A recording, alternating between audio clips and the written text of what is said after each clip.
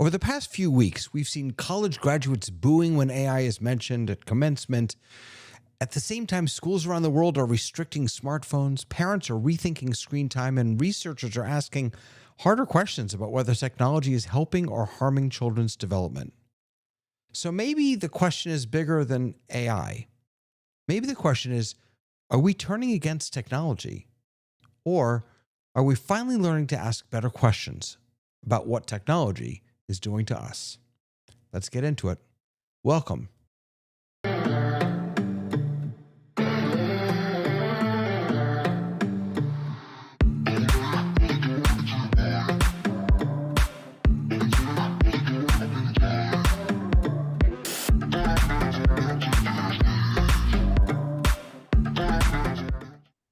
Good morning, good afternoon, good evening. Welcome, Office Hours community, to The Rundown, and anyone else who's watching out there. Happy to have you here. My name is David. We have a fantastic full panel with so much to talk about tonight. Let's get right to it. Hello, Ms. Tamra. How are you? I am great. Good. I like you. I like great. I'll take I great. love it. Any day I'll take great. And how about you, my friend Tony? I'm doing great as well. Happy Fantastic. to be here. How was the show last night? I didn't have a chance to catch it yet.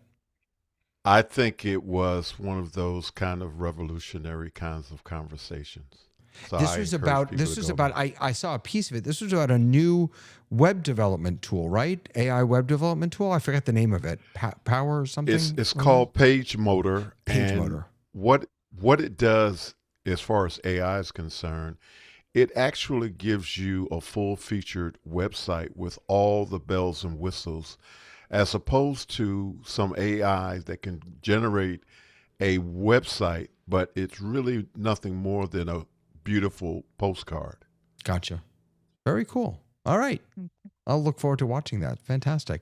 Hey, Lois, how are you? I'm great. I want to fit in with the crowd, and so everybody's great. I'll be great too. It's going to be great also. Boy, let's hope that Dave doesn't ruin this streak. I'm great. Wait, that's Tony the Tiger, isn't it? Tony the Tiger, yes. Tony the Tiger. I took Tony. He should have done it. But anyway, yes. No, packing to leave town tomorrow, but I'm where are you going? for you guys. Where are you going? West Coast, just north of Skye. There, I'll be in Victoria.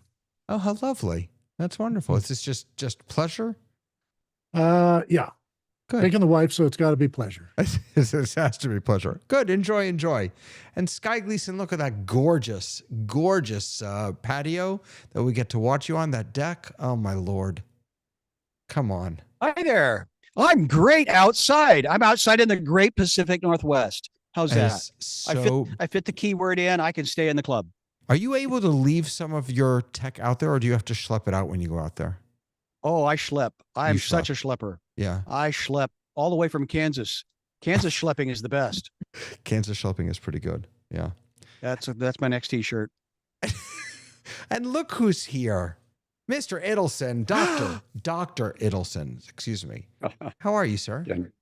I have to say I'm doing great or grand or gross. I'm just going for the G's. Oh, just about spit took on that. Gigantic. And I love the you got your little Bitcoin ticker over there behind you. Are you investing in Bitcoin there? Oh, no. Obviously, that reset is supposed to have pictures of my grandkids. But oh, you're kidding me. Wait, really? No, yeah, now it's re-going. They'll eventually show up. It had a thing about Bitcoin on it. That's fantastic. Oh, my gosh. Pictures of the kids, Bitcoin, either way. We got so much news to get into. Let's do it. Well, this was exciting. Pope Leo wrote his first manifesto, and it is all about AI. His first encyclical, Magnifica Humanitas, Magnificent Humanity, was released on the 25th, just a couple days ago, 3 days ago. And he makes a number of points in this encyclical. And I've been waiting all week, Tony, to hear if you have any thoughts on this. But and also the rest of you. He talks about he worries about a number of different areas. Number one, AI's influence and impact on democracy, how AI manipulates content, images, videos, exposing people to biased perspectives. He talks about social media, that those who control digital platforms hold the power that must be guided by the pursuit of truth and respect for human dignity. I don't see that one happening. He talks about labor. The pursuit of profits cannot justify choices that systematically sacrifice jobs. War. AI makes conflict more quickly and more impersonal. He talks about the economy, how wealth is concentrating in fewer hands. In the age of AI and robotics, relying solely on the invisible hand of the market is no longer sufficient. He talks about human trafficking. Digital networks, anonymous payments, online platforms enable trafficking. And then he talks about the environment, data centers, and finally, youth impact. He calls for an alliance among policymakers, educators, and families to counter the culture of immediacy and hyperstimulation. We've talked about all of these things on this show. I'm curious, what's your take on the Pope chiming in here? Can I pick on you, Tony? Brother, sure. Father Tony over there, Reverend Tony? Sure. I'm curious what you think. You can pick on me. Yeah. Sure, you can pick on me. I think all of this is, as a person who loves and embraces technology, I think he is making the point. We can. I think, and I don't want to be presumptuous and minimize what he said, but I think that there has been a systematic effort to desensitize us to a lot of things using technology. And because we are desensitized, because we are bombarded with so many different things, that when there is a time for a red alert, we don't see it as a red alert. And the way in which technology is being used, I think he hit the nail on the head. It's really what we need to be having more conversations in line with what he said. Mm. What do the rest of you think? Was he calling out something that was really dangerous and necessary, or should he be sticking to religion? It is religion. It is religion. Tell me, Yes. What do you mean, Lois? I mean, all of the things that he talks about and the interactions with humanity and all of the stuff you read, that's all part of living a good life and being true to your religion. Yeah.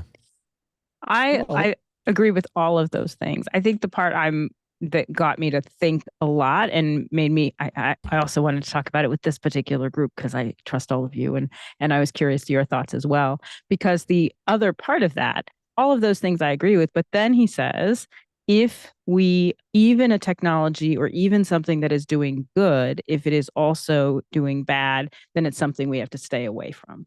And I thought that definitely gave me thoughts as a religious person. But then also I was like, well, am I picking and choosing? I like all those other things you were saying. I'm right behind you. I've been saying that for months. And then this other one, which is it our duty or our responsibility to not take part in something that is fundamentally also being used for negative things. Well, so I was curious what other people thought about that. Yeah, he raised the question, right? Means to an ends. If the means are negative, even if the ends are good, is that okay to do? Right. And then you could argue the other way around also. It's a real challenge. I agree with you. No, I was like, that actually made me think. And I didn't let my technology go this week, just in case we're still keeping score. Right. But it did make me kind of think about that, because I think that is one of there are so many great things that these tools do. And yet there are so many things that are being ignored in the face of, but it's so good. So it was just, that was the most interesting thing that kind of got me to think about the bigger question. I'm going to throw it over to, let me throw it over to Dave and then Sky for just a second. But I just want to share one quick thing. If any of you watched, I think it was on MacBreak Weekly, maybe.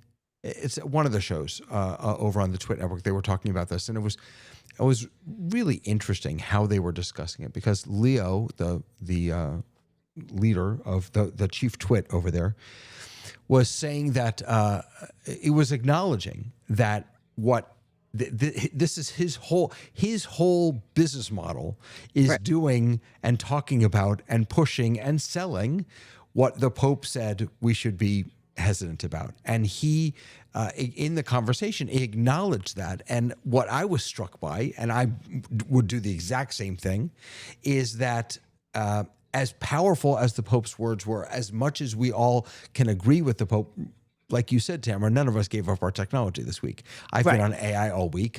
So I wonder the power of those words. Dave? Well, I didn't use my technology for bad this week, so I think I'm okay with the Pope. Just not this week. I kind of think we're moving away from tools and moving into a kind of devalued humanity. And his job as the Pope is to, protect the church, but also to endorse anything that enhances humanity and makes people think better of themselves or other people. And when he talked about, tools of war versus tools of peace, that's a regular thing out of the Vatican. So he's on the same page as everybody else. Yeah. Sky, go ahead. Well, my ears perked up when Tamara said she's a religious person. I realized I can identify with that, but I've kind of moved away from it and become more of a person of faith, and consequently a believer in a tradition, because not for I have nothing else to do, or that's the way my mom taught me, or that's the way my dad, had a living. But again, to Dave's point about the Pope's job is to help be in relationship with the Creator, is how I understand it. So consequently, if I have that faith system in tradition that I believe that he is talking magnificent humanities, basically it's magnificent humanity. So the other week in my people group on a Sunday morning, they talked about Athens once upon a time had 30,000 gods and idols around the city. And then the one particular guy came by and said, "Hey, here's one that's called the unknown God. Let me talk to you about that one." And that's when I realized how many things am I religious about? I'm very religious about Apple. I'm very religious about Harley Davidson. I'm very religious about, good quality media. So can I be religious about a small g God? Yeah. And so what is this person who's been voted and been, sanctified by a big group of people around the world? He's trying to help us, recognize that there are big G God, and little thousands of little G gods that we want to worship or get in our way. So my favorite quote was the early days of office hours. There was somebody in New Jersey that had been sent from India to help build a temple for one of the gurus that had like 3,000 families in New Jersey. And the question was, they asked the guru, is technology bad? And what came back from the guru was, technology is neither good nor bad. It just is. Mm-hmm. And so that kind of flattens the line of, do you want to make evil out of this technology? Yeah, you can, but you can make evil out of a butter knife if you really wanted to. Dave, did you want to rant off? Thank you, Dave. Oh, me? Oh, I was just going to talk about the religion I have, which is hockey. So the big H is right next to the big G, Fair enough. John, go ahead. Well, I was going to sort of look back a little bit to, I guess probably I'm trying to think what the right date would be. I haven't lectured recently, but 1450, when the Gutenberg press came about, the technology. That technology wasn't the first time it existed. Actually, the Chinese had a movable type of a sort in the 11th century. Korea had it in the 13th century. But in the 14th century became a big deal in 1455 when the Bible came out and really moved quickly. The technology moved quickly because it essentially provided the ability of more people getting to read and learn things, and it caused major reshuffling in various religions. So technology, this might be on steroids, but we had to make adjustment to new technology like the movable type, which really had a major impact. And now we can go, should we embrace movable type and printing? Because it surely did do a lot of different things. There were horrible books. I could name some of them. There were great books.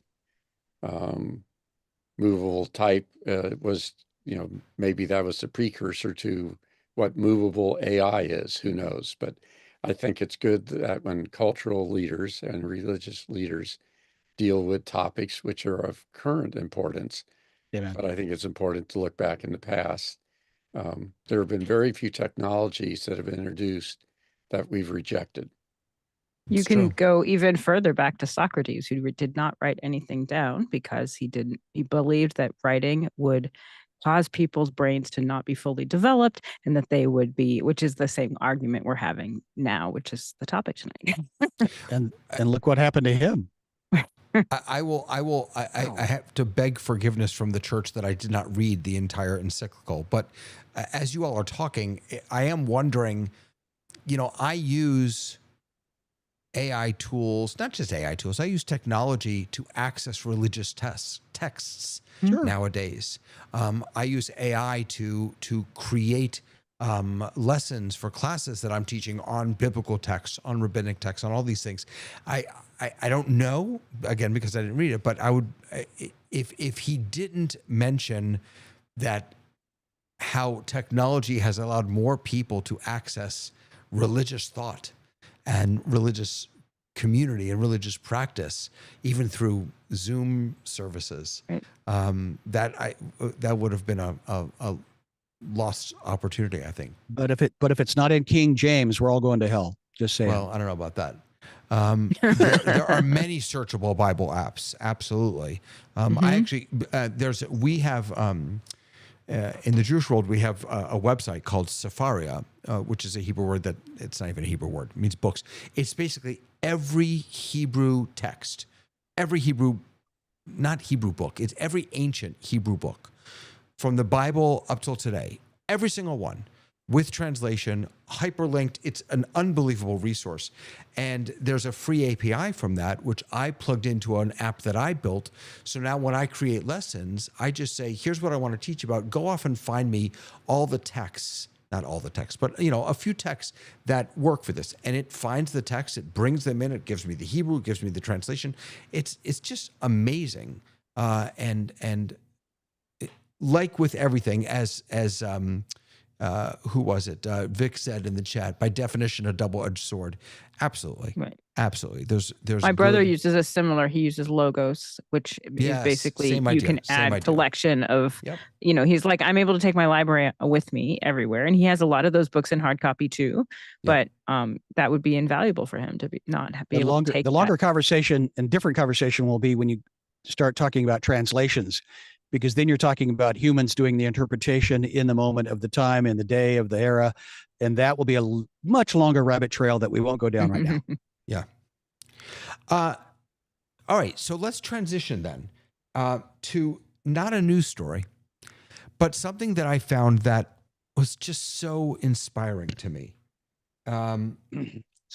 And this is the story of a gentleman named Galen Buckwalter. Galen Buckwalter is a 69-year-old research psychologist. He was paralyzed from the chest down at age 16 after a diving accident. He is also part of an experiment at Caltech where 16 6 brain implants were implanted to allow him to generate musical tones with his thoughts. So he now plays with a band using his thoughts because of these implants that he has.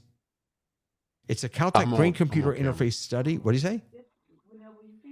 Mhm. I'm just gonna, Tony, I'm gonna mute you real quick. Hold on a second. So this is a 2024 Caltech brain-computer interface study. 6 BlackRock neurotech chips implanted in his motor cortex. Take a look at this image. This is amazing. This is one of those 6. Blow that up. Come on, you can do it. Oh, blow up. Why won't it? There we go. This is one of those 6 chips. Unbelievable. And so he now, and there is a video of the music, but I'm afraid we're going to get a takedown. But maybe I'll just play a couple seconds of it. Utah arrays, which are made by Black. Each of these arrays are 4 by 4 millimeters.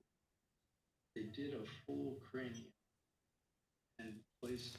It's just incredible. So crazy. So here we go. We've got, I don't know if does he do any of his music in here? Let's see. It's a punk band. It's a punk band. It's amazing. And he's creating tones by thinking. So, I've been fascinated by Neuralink and the idea that we may be able to put things in our bodies that can help people who are wheelchair bound, or people who are suffering from Parkinson's, or so many diseases that this could benefit. But here we're using it to create art. And I just thought it was magnificent. I just thought it was so beautiful. I worked with a doctor at the U of A in the 80s who used the sensor cap for EEG to analyze the behavior of children who are behind in school, and discovered that, in fact, parts of their brain go to sleep when they're addressing certain questions like math or reading or anything like that. And he was able to detect that there was a change in the brain behavior as soon as you present the problem to the child. And he had these tests that he could do with the child where he would get them to follow a ball on a screen or make a triangle out of lines using their brain, just making it move just by thinking about it. And once the kid masters these little tricks, he doesn't fall asleep anymore in math. He doesn't fall asleep anymore when doing tasks on his desk and stuff. And he did it for about 200 kids. And the survival rates, not a surgery. The results were that 98% of them improved at school because he had taught them to keep their brain awake during those times. And I think, in this case, the fact the brain can generate the synapses can emanate energies that we can harvest is very interesting. And it might be the way we pilot spacecraft in the future. If you've ever put on the helmet for an F-32 fighter, maybe I've mentioned this before, but it's a virtual helmet, and he can see through the plane. He can look down and there's no plane there. He's just floating in midair, but he's got all his dials and everything. But he's using a headset that now gives him more of a visual field than he could have right in his cockpit. And nobody can sneak up on him anymore because he can see him coming. Just some of those things that we're going to see more and more of in the future, where even an Alzheimer's patient can be kept from degrading simply by having a stimulant. And we used to worry about heart implants, the pacers, and we don't worry about those anymore. So I think it's a natural evolution. We're not becoming cyborgs, but very slowly cyborgs are becoming us. So. I want to give a shout out to Mickey Makachor in the chat, who is absolutely destroying this story by saying things, by asking if he's on key and does he think he's in tune. Oh my God. Apparently Mickey. He can control the pitch of whatever, tune he's sending out, apparently based on his thoughts. Go ahead, Lois. So I'm wondering, it seems like if you can read a signal and then you can assign a value to it, that you could read a signal and assign arbitrarily any value to it, and the person could then determine whether or not that was the value they wanted. And so the interaction between, I'm thinking something, I hear this, I adjust what I'm thinking. I mean, we do that all the time in our physical world, in tactile senses and things. And if I look at something and I say that's blue, that doesn't necessarily mean that what I have in my head is the same color as what you have in your head. And so we're picking out the pieces that we want and then ascribing something to them. So this is a wonderful thing to hear, but I don't think that it's just about making a sound. I think that this could be applied to a whole lot of other things. The grad student, Sean Darcy, who built the software that goes along with this, mapped individual neurons' firing rates to pitch. And as you were saying that, Lois, I was wondering, is this just a matter of, is there something unique in the brain waves or the neurons that are firing that is producing that pitch? Or is it as simple as what I heard you describe, just a mapping from, when this neuron fires, do this, which would imply that we could match that neuron to anything else? I mean, either way. They did say it was connected to his motor functions too, so that's So primarily extending a toe raises the pitch, suppressing activity lowers it, right? Look, either way, it's unbelievable. It's just cool. It is just cool, right? And music might have been just the first successful connection, Lois, to your point. Mm-hmm.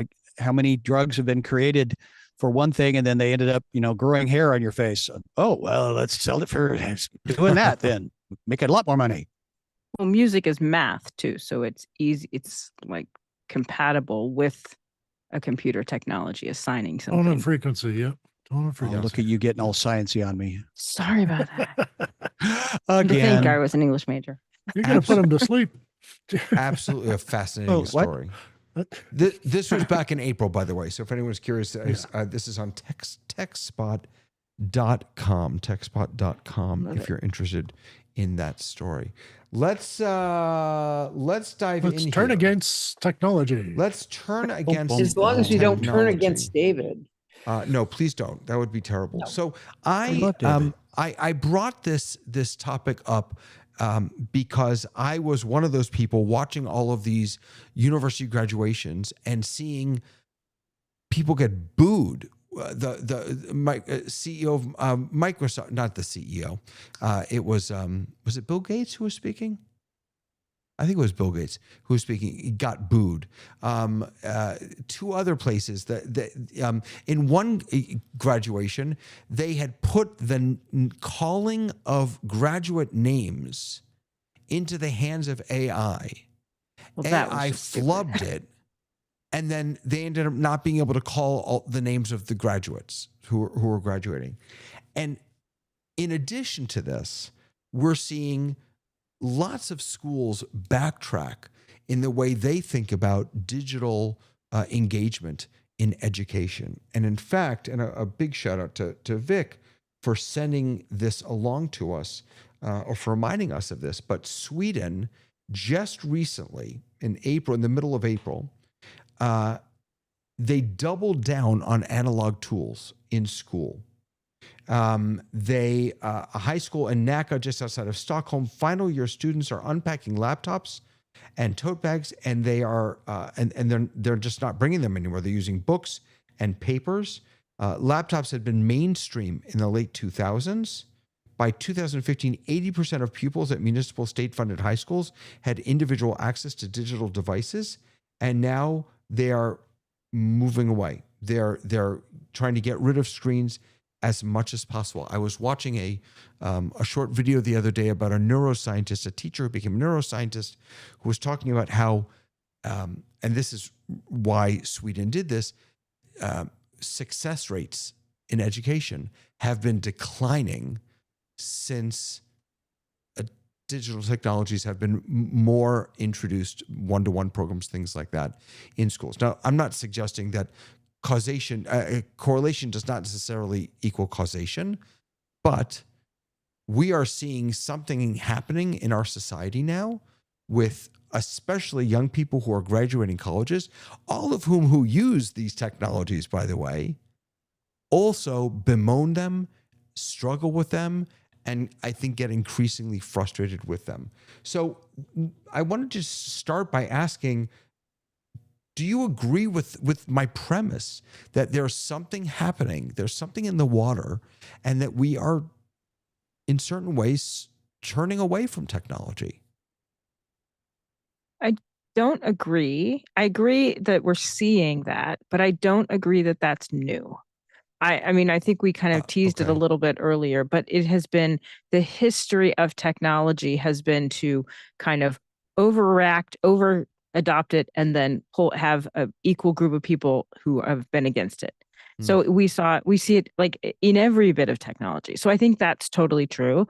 I do think that we have research now that is compelling about social media and what that has done to students in the classroom, because we're not just talking about digital books versus regular books. There's some practical reasons, some good, some bad, that we have kind of phased out textbooks and gone to a digital version of that. Like some of that is a legal premise. So there's a law that was brought up against the Williams, I think it was Williams, that they found that in schools where we had low income students, those students had either not their own textbooks, or they were carrying books back and forth, whereas people, compared to kids who were in high income areas, they were having brand new books. And so schools needed to have two sets of the textbook. You have to send a textbook home, and you have to have a textbook at school so that kids can have access.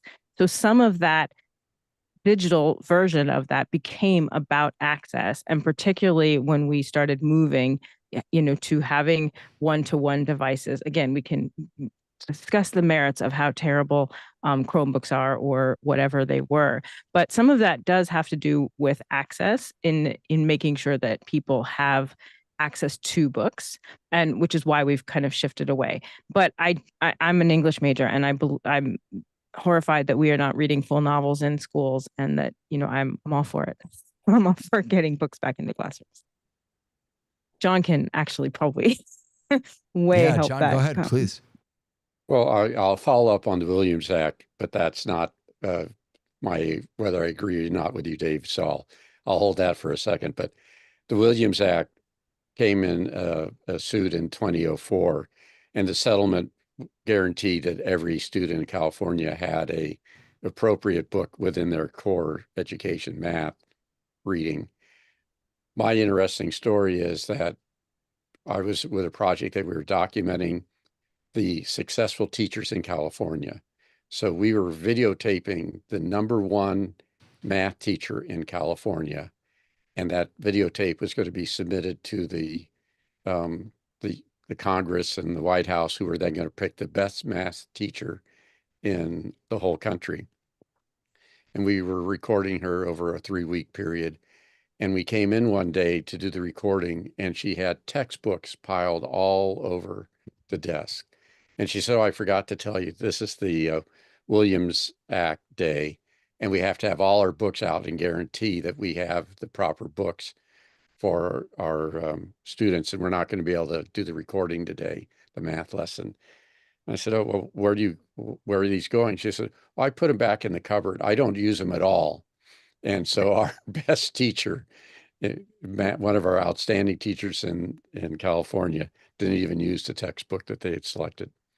But Dave, to the point that you were asking about, do I believe that hype? As a professor who was a student marshal at probably over 35 graduations, there have been booing before. There have been protests. I think we're being manipulated about the media. If it bleeds, it leads. And this was a very convenient thing to kick around, but this was not a major movement. I guess I've been brainwashed by all the graduations I went to, but I try to listen to recordings and see other people speak. The majority of graduations did not have students booing about AI. I agree 100%. Of course. I think that was the face of something that I've been reading about, and yes, it bleeds, it leads. So it caught my attention. But we have neuroscientists talking about how reading text on digital devices can make it harder for children to process information. Heavy screen use can impact younger pupils' brain development.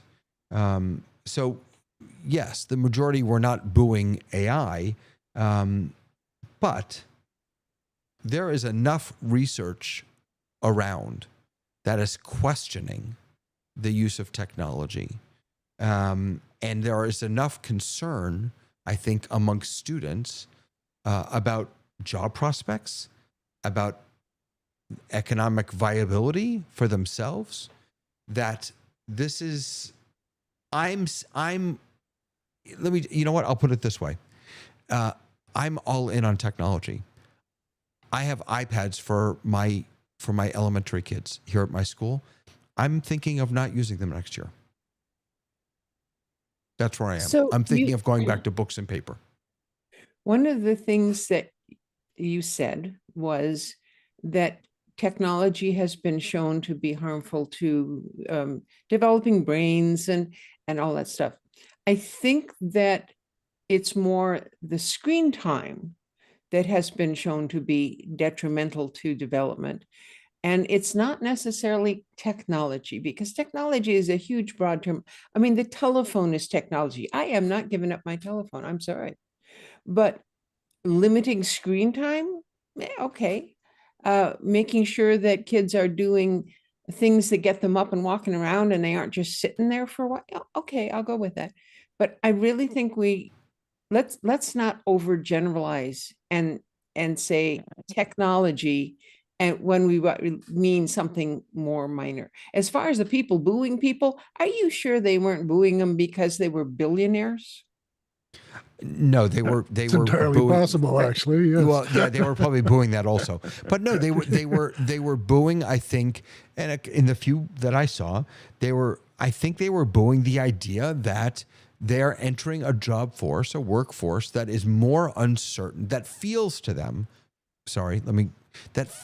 more uncertain than ever because of a number of these AI tools. Because we are seeing Facebook let go 8,000, was it 8,000 or 6,000? 10% of their employees so that they can shift and focus on artificial intelligence. Those are real losses in the job market. And I think people were feeling that. I was just watching today, Conan O'Brien was the speaker at Harvard this year. Mm-hmm. And he made a comment about AI, and he had to wait for the boos to stop. So it's more complex than that, though, because I don't think it's solely about the technology.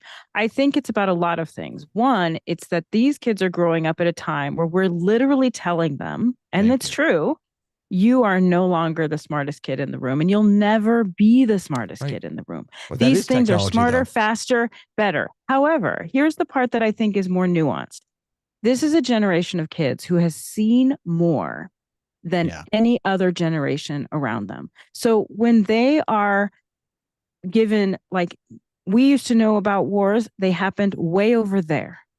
And wars that are happening way over there are literally on their phone. So they're getting a lot of information with not a full frontal lobe to process that information, and no training, which is what we really need to be doing in schools, as to how do I deal with the world the way that it is.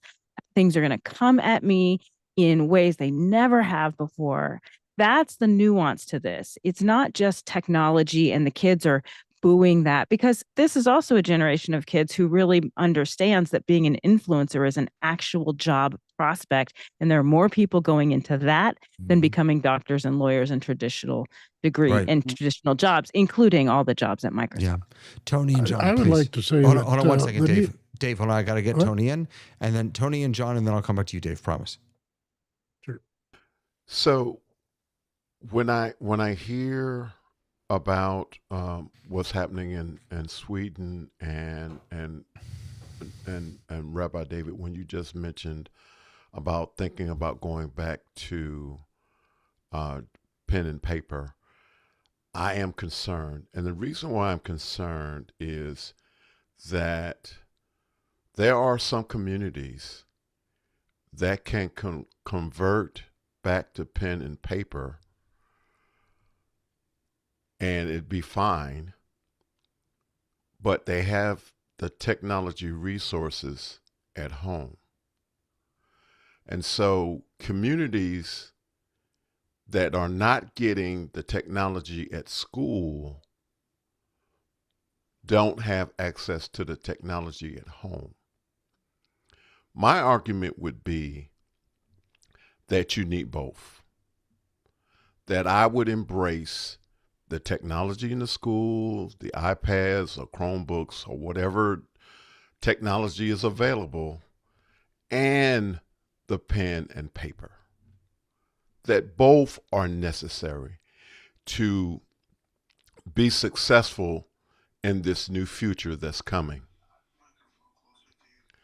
So that's kind of where I sit with all of this. I think it shouldn't be one or the other. I think it's important that we have the tools, continue to look at the technology and the pen and paper as tools. Right. And even in this article, and then John, Dave, and Sky, even the article, they mention the OECD, which is the Organization for Economic Cooperation and Development.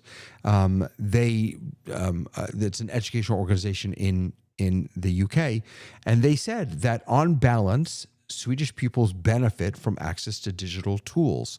And of course, they also argued that the workforce that they are going to be entering is going to require digital literacy. So, of course, you're right. There are both sides to this challenge. John, go ahead, and then Dave and Sky. Well, I was going to say, you talked about the booing, but the Woz, or Steve Wozniak, at the Grand Valley State University came out with the big quote, "You all have AI, actual intelligence." And he went on to focusing on the individual's intelligence, their creativity, their judgment, their human thinking. And the AI was assisting Where was this? their intelligence. Where was this? Where did he say this? The commencement speech at Grand Valley State University. That was this year? This year. That's fantastic. Actual intelligence. Weeks ago. ABC did a story on it. So, he got applause for that. But I think Tony did point out an issue of a digital divide. So, whether computers and technology and screen time is good or bad for our students will be debated in research. Whether we teach phonics or whole word study has been a 20-year battle of how do we just teach people how to read. Has nothing to do with technology.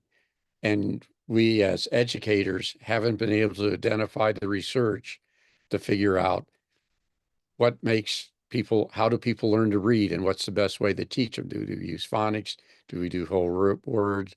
I think some of the work with these devices that let you play the music with your brain, but those were first established, there's a good MIT book about this, for mapping the brain to figure out where things happen in the brain and how we connect. So I think the research isn't clear in any direction of how good it is or how bad it is.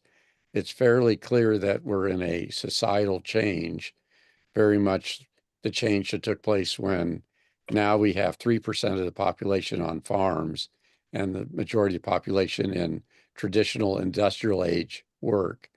We're going to have a similar migration out of the industrial age work patterns to an information pattern.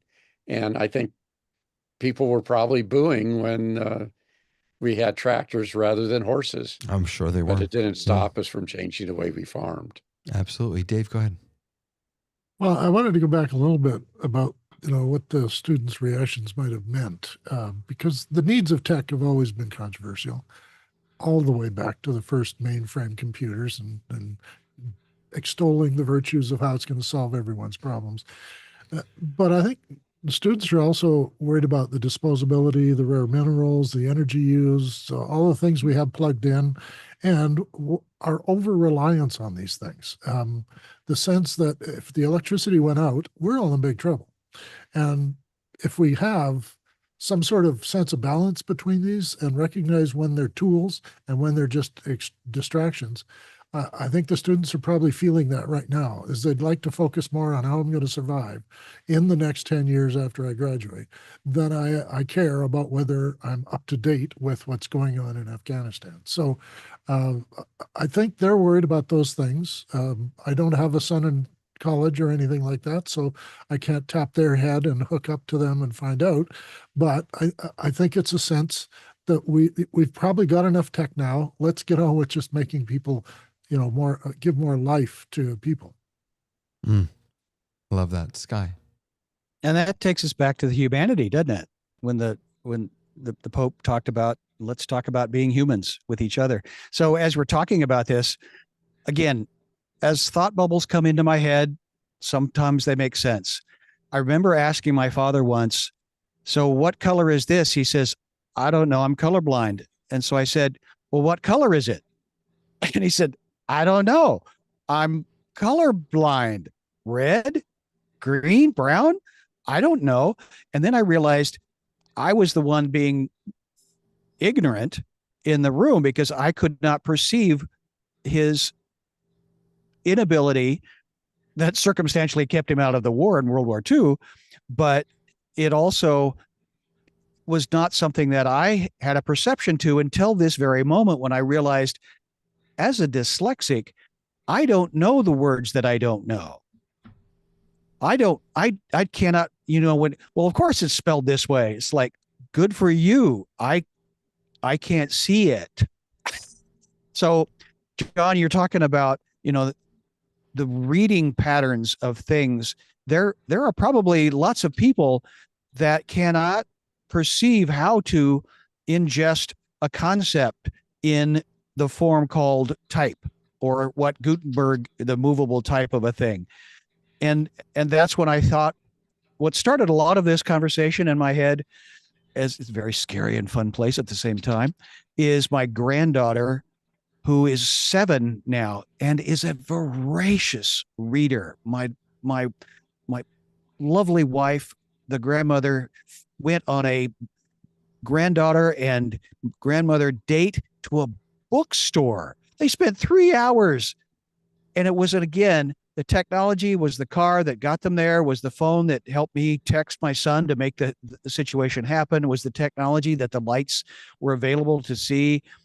All of that's technology, but the thriving excitement that my granddaughter has about wanting to learn and wanting to know, and that my human wife talked to her human granddaughter, that's a celebration for me. So is technology the as Paskin, your comment, if it bleeds, it leads. If that's the current topic, yeah, maybe, but humanity, that's going to be around a lot longer. Absolutely. Lois, go ahead. So one of the things that we on the panel sometimes forget, well, I should talk for myself. I sometimes forget that I'm old. And I don't mean I'm decrepit. I mean, I've lived a long time. I've seen a lot of things. When I'm around the folks who are putting on the Whole Earth Festival, that's a student-run thing here at the university, and they're all, 19, 20, 21, they have not seen the things that we are talking about as being problems. They don't even perceive that such a problem exists because they're too young. They know what they have grown up with, but they don't know the backstories for any of that. They know what their compatriots, what their cohort is looking at as far as work goes, But they don't know that my grandfather, was a farmer, and my dad was in an industry where he got a 50-year retirement or whatever. It's not in their minds because it doesn't exist anymore. And so what they're dealing with is what currently exists. And I got to tell you, these young folks have, well, maybe I shouldn't call them fads, but they have waves of consciousness about certain things that come in the different years. Now, I've been around these folks or other folks in that same age group since the 70s, and it is an education to see what this year's cohort is going to be upset about, what this is going to be their concern or their focus or their whatever. And so do they use technology? Of course, they grew up with it. It's part of life. It's like saying, do I use my hands? Well, yeah, I've had them all my life. But it doesn't mean that they're just because they're ignorant of history doesn't mean they're ignorant of the effects of what's happening right now.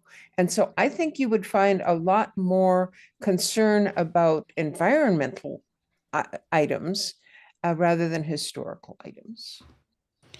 I think, those environmental pieces is another point of concern for some of these young folks who are very concerned about the environment. I think you're absolutely onto something there. I wanted to raise another piece of this puzzle, and that is that these young folks, I mean, I'm thinking about my girls, right? I've got 3 girls at home. Well, 2 girls at home. My eldest, I don't actually know how much she uses it or not. My middle one, who is in nursing school, pays for her own ChatGPT account every month. And my youngest one piggybacks on my account. Don't tell OpenAI. But they use it constantly. But one of the things that I think we're also seeing, in addition to this high use amongst young people, is very low trust of the companies, the organizations, and the people who are in charge and who are leading the way. And I think that mistrust is not just among young people. If you look at Sam Altman, if you look at, the folks over at, I'm blanking on his name, the folks over at Anthropic are maybe a little different because they've kind of cornered the market on how can we be moral and ethical about this. But you look at any of the other players, and it's not just AI. It's look at Zuckerberg and even the big shots at Microsoft and Apple. There's a lack of trust because of the enormous amounts of money that they have made, and that's not new on our backs. And that's not new. No, and that's it's not solely about tech, right? That's about all, that especially in an economic time where they're coming of age, then they're coming of age at a time where we really consider them technological, but they have one technology.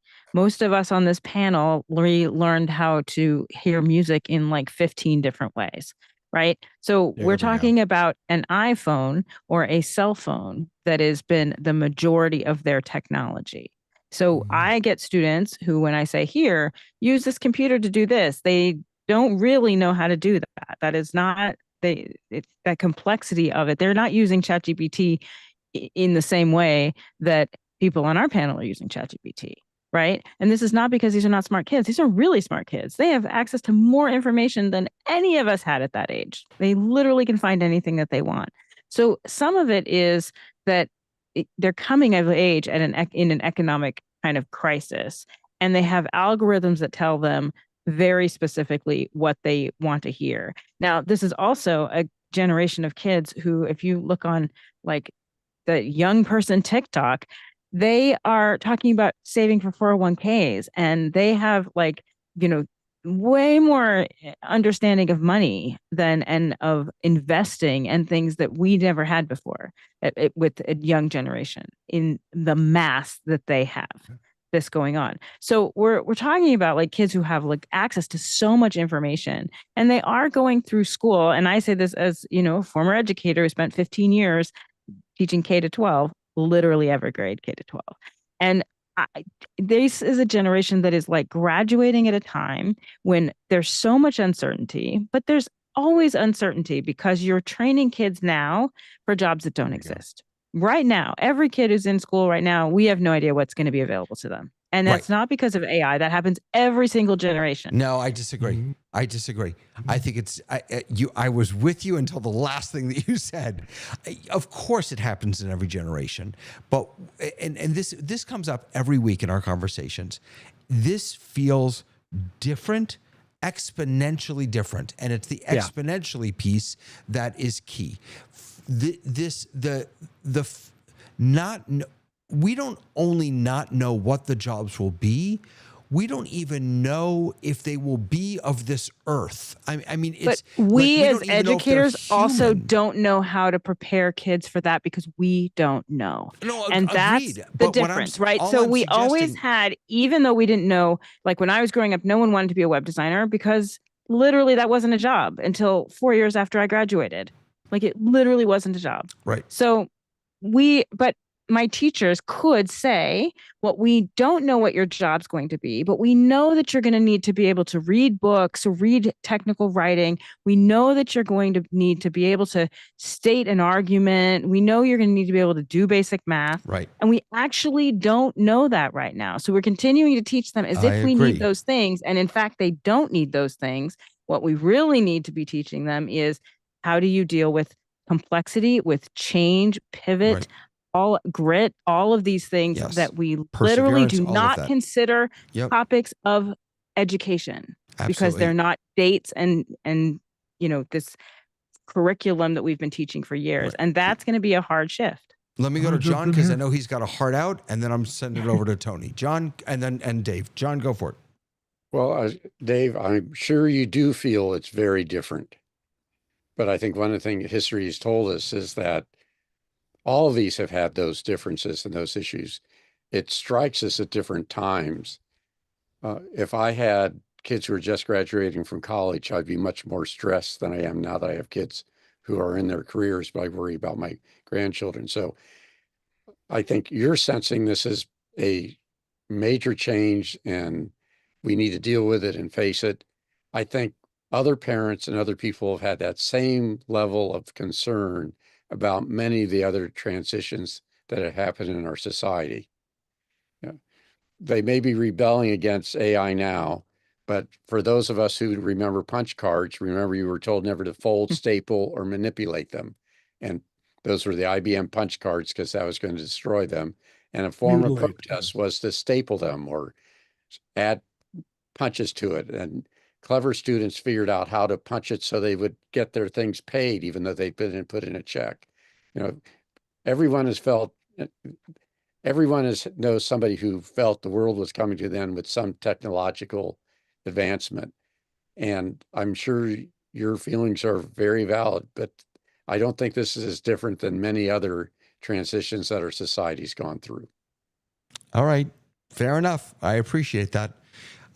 Thank you, John, for being with us. I appreciate it.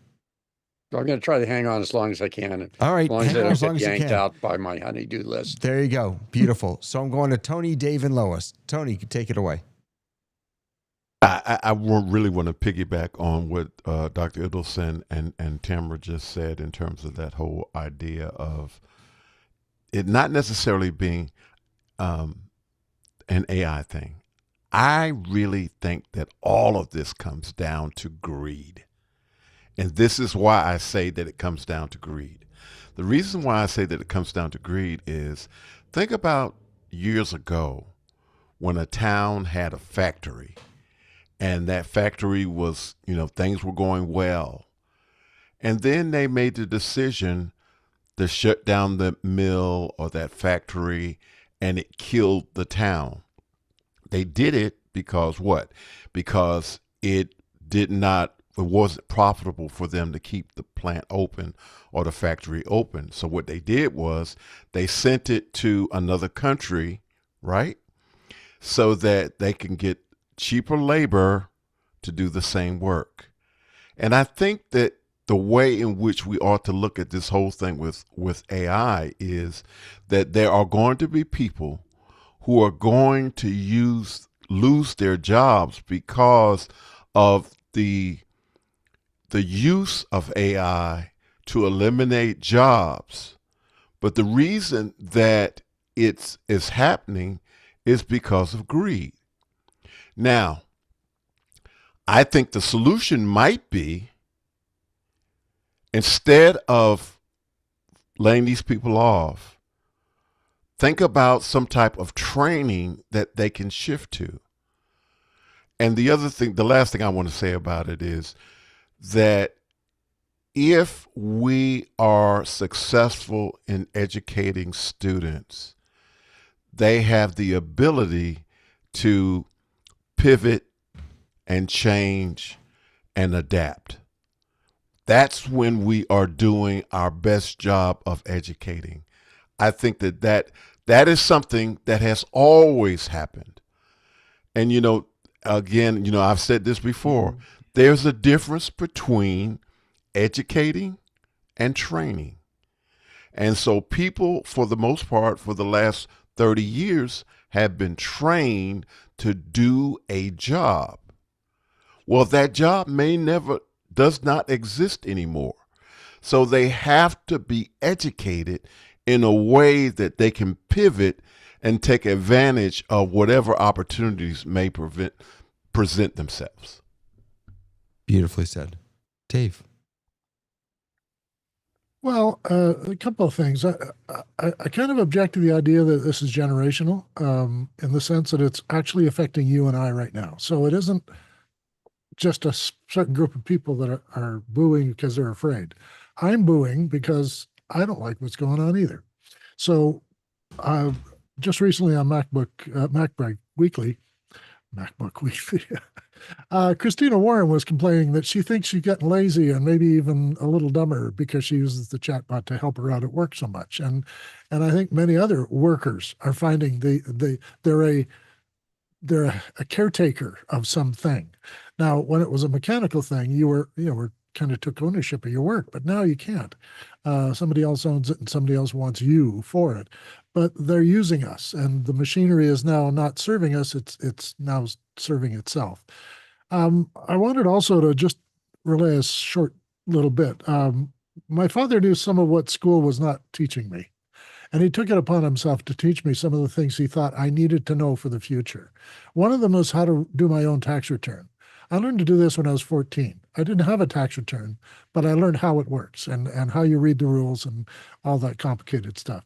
He also taught me how to trade on the stock market. I never got to do it until I had money later on, but I have been able to be successful doing that because he spent half his life learning how it works and made several $1 million in a very short period of time after retiring.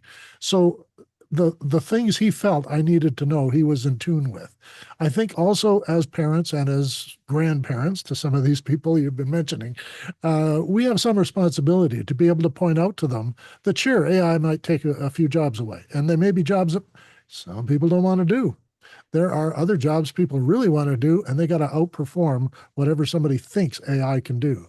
Right now, I'm waiting for that Harvard report on business that is measuring at the current time the effectiveness of AI in many different industries and sectors, and finding that the investment that they made, however millions of dollars they threw at it, they're not getting millions of dollars in return. They may as well have just paid those people they replaced and let them do the work.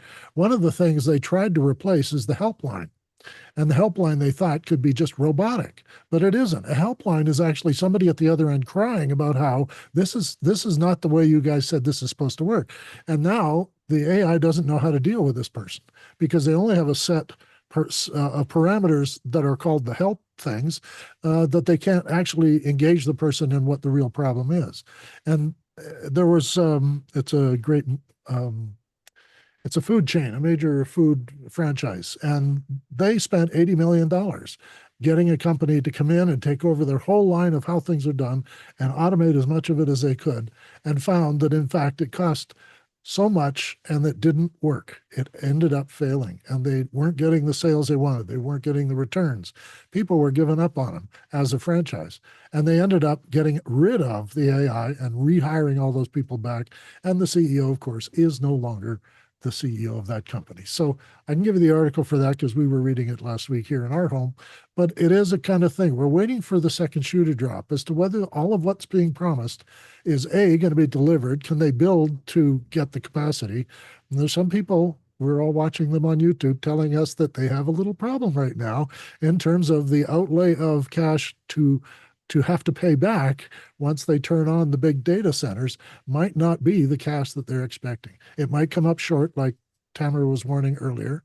And if they do that, the investors flee and everything comes crashing down around them. And there's a whole bunch of, well, the other thing, of course, that was pointed out to me recently is, these infrastructures have to be rolled over every once in a while. And somebody is not looking at and telling the CEOs that every 5 years we're going to have to replace all the computers because we need more power and less energy use and all the rest. And it's just not being factored into the calculations at the current time. So I'm screaming bubble again? Sure. But I'm saying again that even at a moral scale and at a personal scale, an educational scale, this is all going to get affected, but it's affecting us too, us at this age. Oh, Absolutely. That's my t-shirt moment for the night. Screaming bubble. I'm Screaming so bubble. going to put that Show on a title. t-shirt. Screaming bubble. Show title. Lois, go ahead. So one of the things that we are perhaps sort of talking around is that when you're talking about a college education and all that stuff, what percentage of the population actually goes to college? I mean, there's a lot of folks in the world who are tile setters or plumbers or beauticians who are not going to have AI, which is dealing with words mostly, taking over their jobs because AI can't set tile. AI can't redo the bathroom. It's like, so yes, this is a problem for a lot of people. I'm not sure I agree with that. Really? I mean, we have AI building homes now. It's No, AI we don't. Of course we do. AI is controlling AI robots. can't build a home. It absolutely can. It's Semantic. AI is controlling a robot that is building a home with no human intervention. There's got to be a human setting it up. There's got to be a human paying for this. There's got to be a human owning the property. I mean, this is not something an AI can do. No, but no one's suggesting. But you also need someone to prompt the AI to write something. I mean, there's always going to be a human involved. The argument is not that it's going to take humanity away.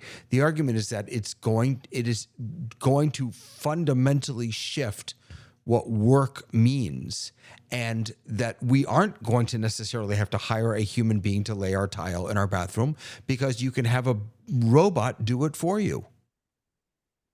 It's not going to happen, David. It already is happening, Lois. No. Okay. I just had my entire house repiped. That means they had to come in, tear holes in the wall and run pipe up through and over and down, and because the pipes in the floor broke. Okay. So there is no way that an AI can do that. There has to be someone. So I believe firmly that the greater part of our population is not in college. The greater part of our population is doing other kinds of jobs. And I don't think they're going to be as affected as we are. So in the rate peaked in 2009 at 70% of recent high school graduates gone to some form of college or university, to about 62% now, they say. And according to federal data, 39% of all 18 to 24-year-olds were enrolled in a post-secondary program. And what are the jobs of the people who are 30? I mean, if you're looking at census data, what are those jobs? Okay. End rant. I got you. I got you. Tamara and Tony. Wait, we can't hear you, Tamara. Microphone. Sorry about that. No worries. I think what we're looking at right now is an attack on knowledge-based work, right? So people who are in spreadsheets and things like that. What you're talking about, Lois, has already happened. Technology. My dad was a mechanic. He learned to be a mechanic because his dad was a mechanic, and he went to the shop. And at 15 years old, they drove across the country and they opened up a shop together. And he was a mechanic. In his lifetime, being a mechanic could not be done that way. You could no longer learn mechanics that way. You had to go to school because computers changed cars, and cars were no longer you lift the lid.